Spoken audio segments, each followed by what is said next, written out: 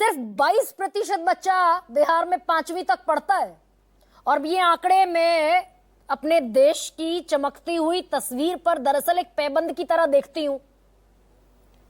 तो अगर 5वीं तक 22% बच्चे बिहार में पढ़ रहे हैं, तेजस्वी यादव 20 महीने में नौकरी दे देंगे। किन बच्चों को नौकरी देंगे? ड्रॉप आउट जो बच्चे हैं, ना ग्रेजुएट हैं ना पोस्ट ग्रेजुएट है, किनको नौकरी मिलेगी?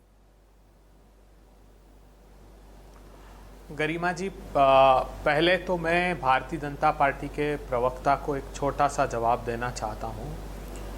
ये दैनिक भास्कर की खबर पढ़िएगा कल की, जब एसआईआर की लिस्ट जारी हुई, और न सिर्फ दैनिक भास्कर अपितु सारे समाचार पत्र, बिहार के चप्पे चप्पे की रिपोर्टिंग हो रही है। 3 लोग इसको देखना नहीं चाहते हैं, एक ज्ञानेश कुमार, एक भारतीय जनता पार्टी और एक जेडीयू, क्योंकि इन्हीं के एजेंडे पर चुनाव आयोग ने काम किया और बर्बर व्यवहार बिहार के साथ किया।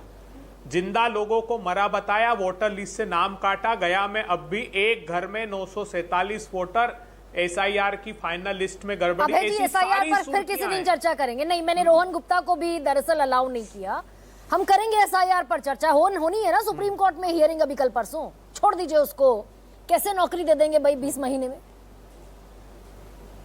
देखिए, पहले तो आपने 15 मिनट रोहन गुप्ता से डिस्कशन किया, 14 मिनट 30 सेकंड जेडीयू की प्रवक्ता से किया और 6 मिनट आरजेडी के प्रवक्ता से किया।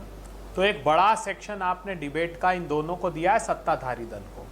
अब कम से कम थोड़ा सा न्याय संगत समय दीजिएगा। एक तो मैं थोड़ा सा डेटा दुरुस्त कर दूं आपका, कहिए ना प्लीज। ये जो आपने कहा कि 94 लाख फैमिलीज 200 रुपए, इसका अर्थ हुआ कि 40 रुपए प्रति व्यक्ति प्रतिदिन।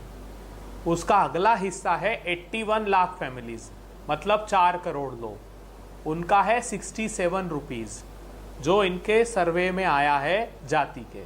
तीसरा आपने दिया कि 3 करोड़ लोग पलायन कर गए। माफ कीजिएगा, वो ई श्रम पोर्टल है जिसमें श्रमिकों का रजिस्ट्रेशन होता है, जो मोदी सरकार ने कराया है। उसमें मजदूरों का रजिस्ट्रेशन हुआ है गरिमा जी, और राज्यसभा में इन्होंने जवाब दिया है कि 3 करोड़ के अलावा 45 लाख लोग और बिहार के मजदूर अपेक्षित हैं, जिनका रजिस्ट्रेशन क्रमवार इसमें होना है। उन्होंने शपथ पत्र दिया है कि पूरे परिवार की आमदनी, गौर कीजिएगा, एफिडेविट फाइल किया है, पूरे परिवार की आमदनी 10,000 रुपए प्रति माह से कम है। बिहार के बाहर रहने पर भी इतनी दयनीय स्थिति नीतीश कुमार और भारतीय जनता पार्टी की सरकार ने कर दी है। ओवर द नाइट ना कल कारखाने। अच्छा एक सेकंड, अब आप क्योंकि आंकड़ों के मास्टर हैं और मैं ये बात मानकर आपसे ये सवाल पूछ रही हूँ, कल कारखाने घटते घटते उद्योग धंधे बिहार में है नहीं। ईज ऑफ डूइंग पर बिहार 26वें नंबर पर आता है। जीएसडीपी में 2021-22 में 9.9 का कंट्रीब्यूशन था, 23-24 में घटकर रह गया 7.6 का। तो ना वहाँ फैक्ट्रीज हैं ना वहाँ कल कारखाने हैं जो कि समस्या का समाधान होता है। कैसे ओवर द नाइट कर देगी कांग्रेस और आरजेडी? ये भी बरगलाने का एक टूल है ना। बता रहा हूं मैं आपको। सबसे पहले क्या बरगलाना क्यों? इसमें बरगलाने का क्या सवाल है? आइए बिहार, सुनिए खेमका जी, जिन उद्योगपति को घर में घुस के गोली मारी, उनके मां का बयान सुनिए। उनके भाई ने बताया कि मेरी मां कह रही है सारे उद्योगपतियों को बिहार छोड़कर चले जाओ, रहने लायक नहीं रहा। पिछले 6 महीने में सिर्फ बड़े बड़े उद्योगपतियों को 11 घर में घुसकर गोली मार दी बिहार में। कैसा बिहार बना दिया इन्होंने? 70,000 करोड़ रुपए का डाका डाला है। इनके मुंह से निकाल लेंगे वो राशि बिहार की। ऑडिटर जनरल ने अपने फुटनोट में लिखा कि मुझे गबन की आशंका है, बरसों से उसका हिसाब नहीं दे रहे। मंत्री 200-200, 400-400 करोड़ रुपए कमाए और बहनों को 10,000 रुपए खाते में डालते हो। कितनी बहनें हैं? ये जो 18 से 60 वर्ष की कितनी बहनें हैं बिहार में? 3 करोड़ 60 लाख बहनें। क्यों 2.5 करोड़ बहनों को छोड़ दोगे? बाकी का 10,000 रुपए। और क्या वादा किया था कि 94 लाख फैमिली को 2-2 लाख रुपए देंगे। आपको एक और तथ्यात्मक चौंकाने वाला ऑडिटर जनरल ने रिपोर्ट दी, 3,59,000 करोड़ रुपए। गौर से सुनिएगा, 3.59 लाख करोड़ रुपए सरेंडर किए 4 साल में नीतीश सरकार ने।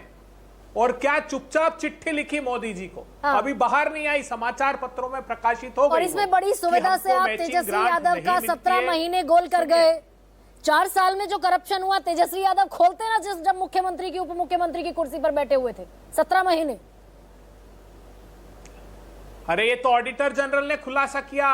नीतीश जी की टीम जो भुंजा पार्टी कहा है ना, अभी तेजस्वी जी ने ट्वीट किया, आपके खुद के शो में लल्लन बाबू ने स्वीकारा है कि श्री कृष्ण बाबू के बाद बिहार में जो कांग्रेस पार्टी की सरकार थी, इंफ्रास्ट्रक्चर डेवलपमेंट उसके बाद नहीं हुआ। लेकिन मैं कुछ बातें मुझे कहने दीजिए, बिहार के लोगों को पता लगनी चाहिए। बिहार एकमात्र प्रांत है, नीति आयोग ने अपनी रिपोर्ट में सार्वजनिक किया, जिसके सबसे अधिक जिले सबसे अधिक गरीबी रेखा के नीचे हैं। बिहार का ड्रॉप आउट रेट स्कूल का सबसे अधिक है। बिहार में 16,000 स्कूल ऐसे हैं जिसमें इलेक्ट्रिसिटी का कनेक्शन तक नहीं है। बिहार के चप्पे चप्पे को इन लोगों ने रक्त रंजित कर दिया। अब दरअसल विपक्ष में रहने के बाद चश्मा दूसरा हो जाता है सरकार में। अभय दुबे, वही दरअसल समस्या इस देश की है। जेन्युइनली संतोष जी